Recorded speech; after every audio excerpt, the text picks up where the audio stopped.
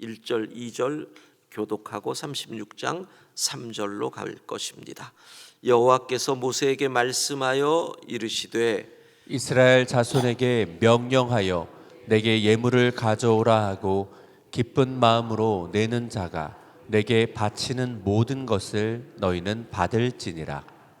36장 3절 후반부 제가 읽습니다. 그러나 백성이 아침마다 자원하는 예물을 연하여 가져왔으므로 성소의 모든 일을 하는 지혜로운 자들이 각기 하는 일을 중지하고 와서 모세에게 말하여 이르되 백성이 너무 많이 가져오므로 여호와께서 명령하신 일에 쓰기에 남음이 있나이다. 모세가 명령을 내리매 그들이 진중에 공포하여 이르되 남녀를 막론하고 성소에 드릴 예물을 다시 만들지 말라 하매 백성이 가져오기를 그치니. 함께 읽습니다. 있는 재료가 모든 일을 하기에 넉넉하여 남음이 있었더라. 아멘.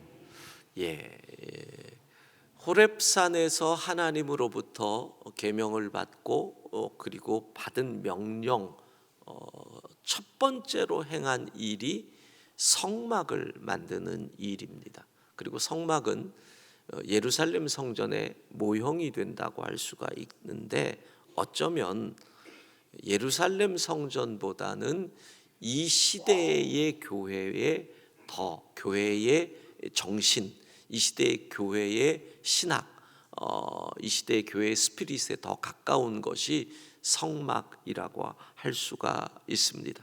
예루살렘 성전은 저 멀리, 예를 들자면 브엘세바에 사는 분들에게는 너무나 먼 곳에 있는 성전이지요. 크고 웅장했지만, 근데 성막은 그들의 진중앙에 함께 모여 이동하고 사는 진중앙에 있었습니다. 그리고 민수기 7장을 보면 성막이 완성된 다음에 그들이 구름 기둥이 움직이면 성막이 옮겨갔잖아요. 즉 이 성막은 조립식이었다는 겁니다. 그래서 소와 수레를 각 지파에서 대표로 다 봉헌하게 해서 필요하면 이동, 즉 우리의 삶과 하나님을 예배하는 예배 처소가 함께 움직이는 것, 이 시대의 언어로 얘기하면 삶의 예배자라고 하는 의미가 성막에 깊이 담겨 있는 것입니다. 그러면 왜 하나님은 성막을 만들라고 했을까요? 이게 중요한 겁니다. 25장 8절 같이 읽습니다. 내가 그들 중에 거할 성소를 그들이 나를 위하여 짓되. 여러분, 성막을 만들라고 한 것은 이건 정말 놀라운 하나님의 은혜입니다. 하나님이 인간의 연약함을 긍휼히 여기셔서 성막을 만들라 하신 겁니다. 왜 이게 하나님의 은혜냐? 인간과 하나님은 완전히 분리가 됐죠. 에덴의 범죄로 인해서. 그런데 내가 너희 가운데 함께 할 것이다. 완전히 분리되었던 하나님, 근데 인간 중에 오시겠다. 내가 너희와 함께 하겠다라고 하는, 그리고 그것이 예수 그리스도를 통해 완성되지만 하나님의 회복의 사인인 거예요. 부부가 싸움을 해가지고 완전히 막 각방을 쓰는데 며칠 지나고 났더니 닫혀있던 안방문이 싹 열려 있어요. 그건 뭐예요? 이제는 들어와도 된다. 사인이잖아요. 적절한 예는 아니었으나 하나님께서 내가 너희 가운데 이제 있겠다. 이게 얼마나 놀라운 은혜인가요? 거기다가 하나님이 인간의 연약함을 아시는 거예요. 새벽 30일 새벽 첫날부터 얘기했던 것, 애굽의 종교, 눈에 보이는 신, 끊임없이 눈에 보이고 하나님이 함께 계시는 걸 보기를 원하는 그 연약함을 아시고 사실은 지금 그 연약함을 아시는 하나님께서 내가 너희와 함께 있는 처소를 만들겠다고 하시는데 인간은 못 기다리고 밑에서 금송아지를 만들고 있는 거예요. 우리의 조급함이 문제예요.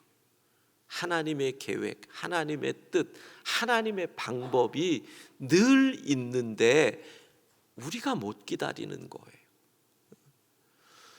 그래서 하나님은 하나님의 영광을 보여줄, 그래서 내가 너희와 함께 있는 증거를 보여주시려고 성막을 만드는 거죠.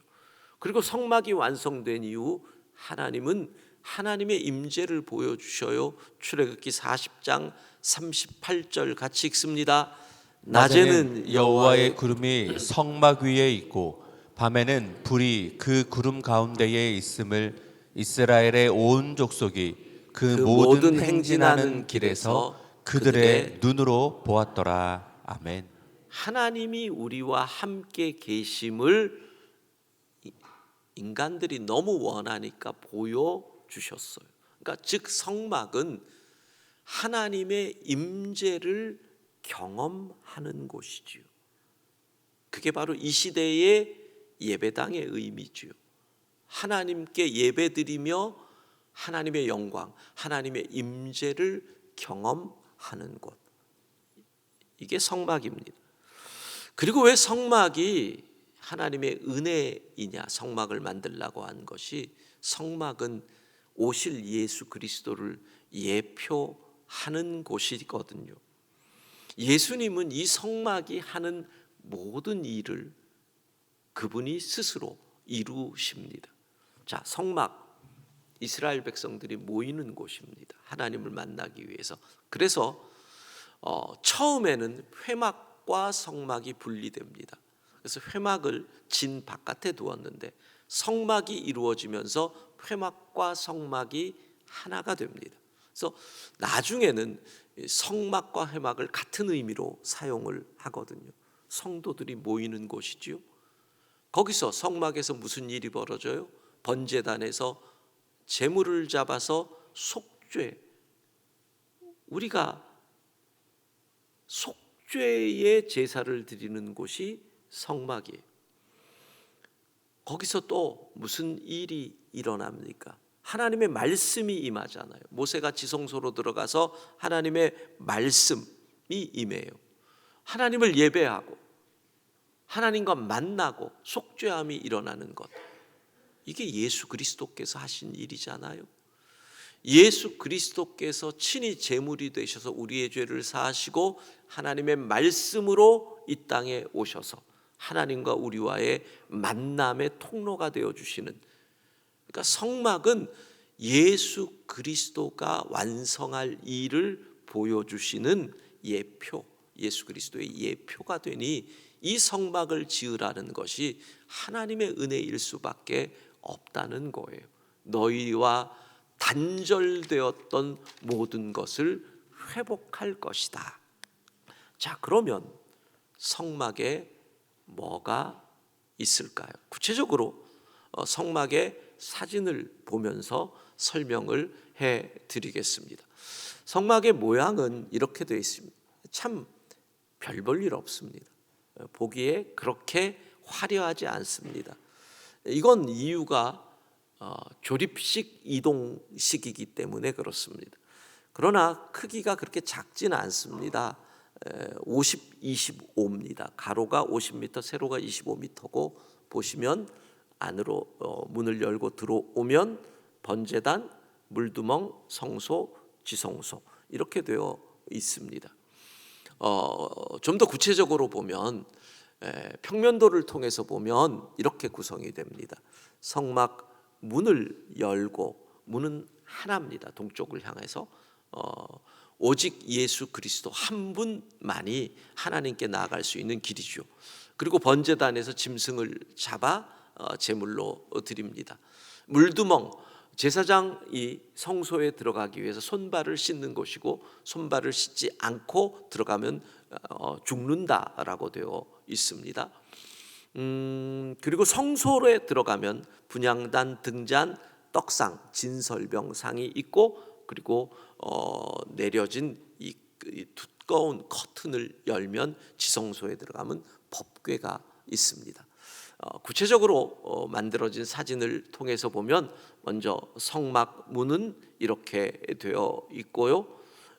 안으로 문을 열고 들어가면 이 번제단이 있습니다. 짐승을 잡고 제물로 드리는 번제단.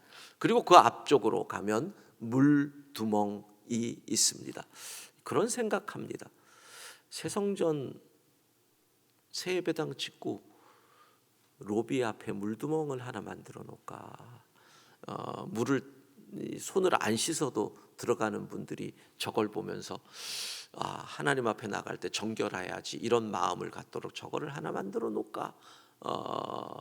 그리고 이번에 이 설교 준비하면서 생각하는 건데 새예배당 그 로비에 어제 말씀처럼 주의 영광을 내게 보여주소서, 그 모세의 기도를 거기다 딱 써놓을까? 예배 들어가기 전에 그런 생각이 듭니다. 물두멍이 있고요. 그리고 이제 안으로 들어가면 성소지요.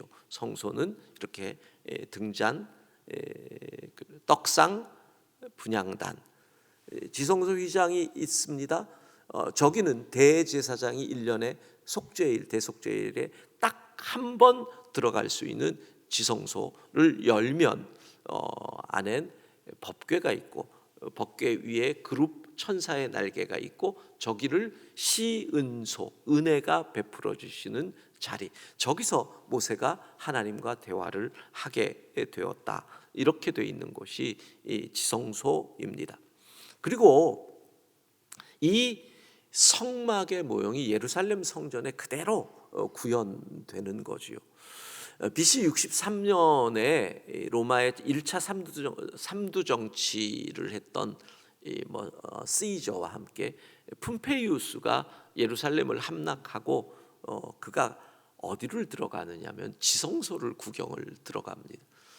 근데 사실 푼페이우스가 지성소를 들어갈 때 무기를 갖고 들어가지도 않았고, 그리고 그 성소에 사람들이 모아놓았던 재물을 하나도 약탈을 안 합니다. 그러니까 로마의 문화로서는 정말 법도를 지키고 예의를 지킨 건데, 이방인이 지성소에 들어간 이 신성모독으로 유대인들이 분노하죠.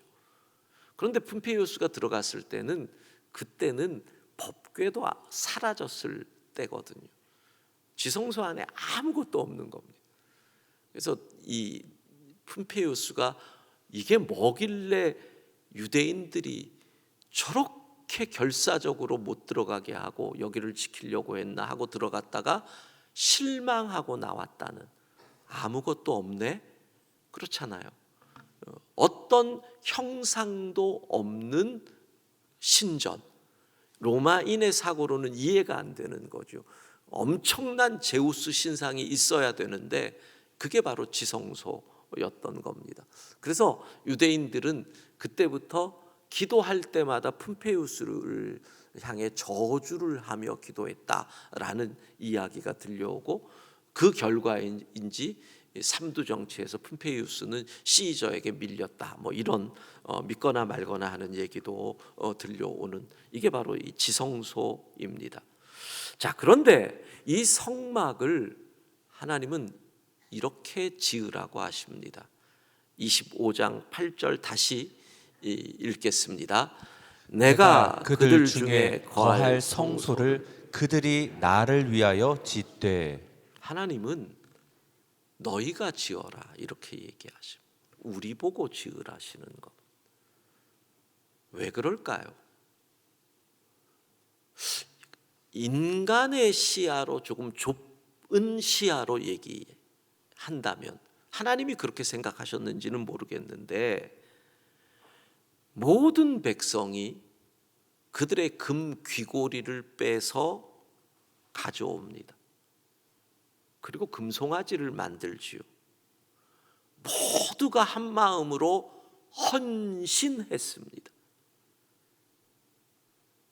야, 금송아지를 만드는데도 모두가 한 마음으로 헌신하는데 내가 거할 성소를 만드는데 너희는 어떻게 하는지 내가 보자. 물론 하나님이 그런 마음으로 하셨으리라고 보지는 않지만 인간의 생각으로는 그럴 수 있겠다. 저는 우리 교회 새 예배당을 건축하면서 이렇게 떠오르는 마음이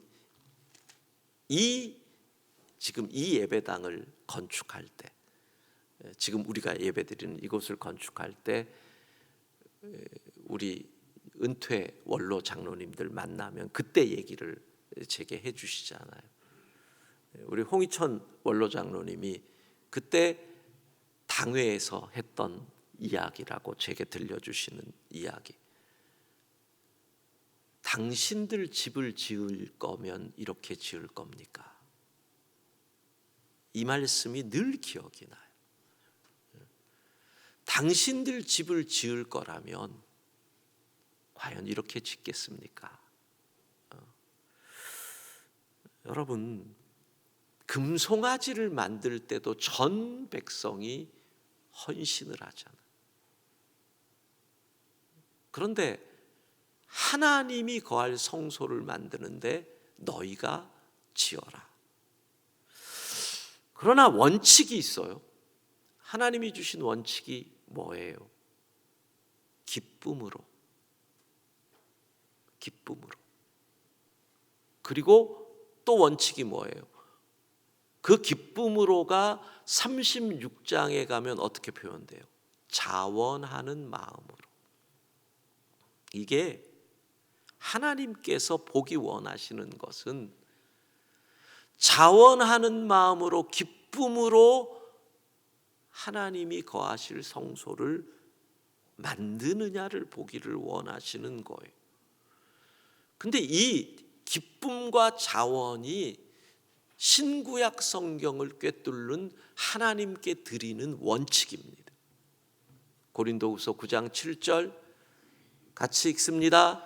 각각 그 마음에 정한 대로 할 것이요 인색함으로나 억지로 하지 말지니 하나님은 즐겨내는 자를 사랑하시느니라. 자원해서 기쁨으로. 왜? 하나님이 복 주시기를 원하시거든요. 그래서 고린도후서 9장 7절 앞에 6절은 이렇게 기록되어 있어요. 같이 읽습니다. 이것이 곧 적게 심는 자는 적게 거두고 많이 심는 자는 많이 거둔다 하는 말이로다. 하나님은 복 주시기를 원하시거든요.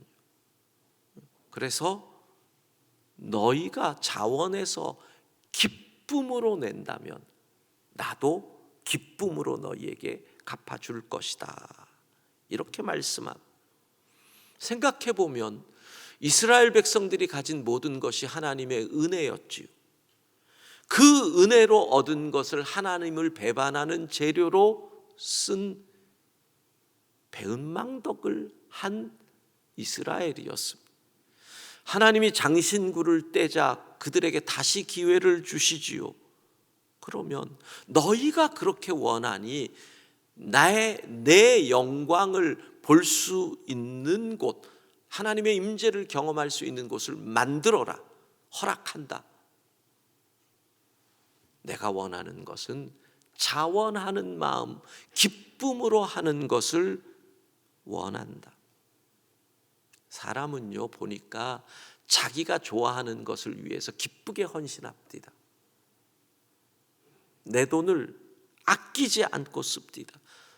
이번에 일본에서 메이저리그 야구 개막전이 얼마 전에 우리나라에서도 했잖아요.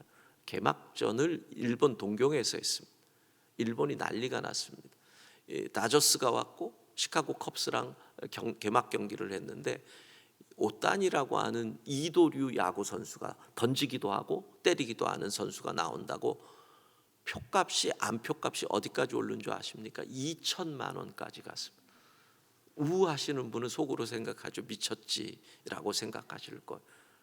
여러분, 내가 보고 싶은 걸 위해서 2천만 원을 씁니다. 기쁘게 씁니다. 제가 예전에 일본에 갔다가 일본에서 그 일본 오타쿠들 많잖아요.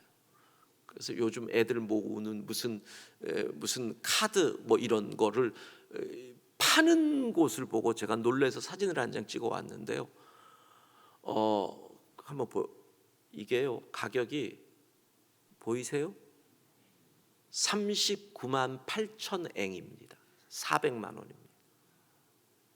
보니까 들어보지도 못했는데 너무 놀래가지고 저 종이 한 장을 이름이 10,000 드래곤, 뭐 1만 용, 뭐 뭔지도 모르겠어요. 내가 좋아하는 걸 위해서 저거 하나 위해서 400만 원을 내는 거. 기쁘게, 그리고 좋아해요. 와, 샀다.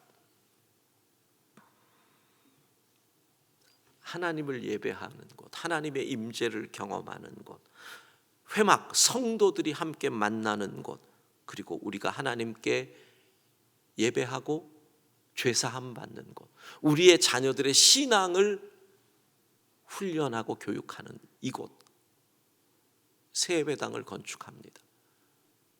자원하는 마음으로, 기쁜 마음으로 이 예배당에 하나님의 임재를 함께 경험할 이 일에 우리 모두가 함께 할 수 있는 은혜가 있기를 소망합니다. 기도하겠습니다. 자비하신 하나님,